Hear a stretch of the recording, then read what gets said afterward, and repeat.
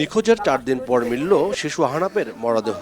ছেলের নিথর দেহ দেখে বাকরুদ্ধ বাবা মাইনুদ্দিন সোহাগ। গত ৮ তারিখ ফেনী শহরের নিজ বাসা থেকে কোচিং এর উদ্দেশ্যে বের হয় আহনাফ। বাসায় না ফেরায় ৯ তারিখ মডেল থানায় মামলা করেন তার বাবা। পরদিন অচেনা নম্বর থেকে ফোন দিয়ে দাবি করা হয় মুক্তিপণ।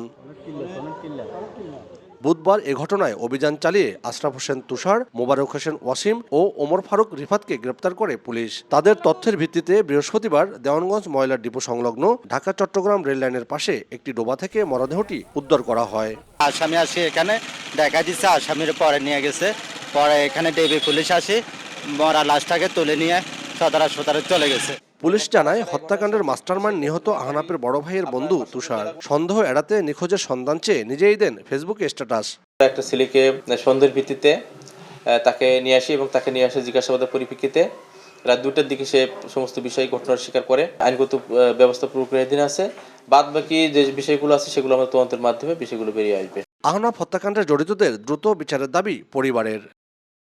আতিয়া সজল, সময় সংবাদ, ফেনী।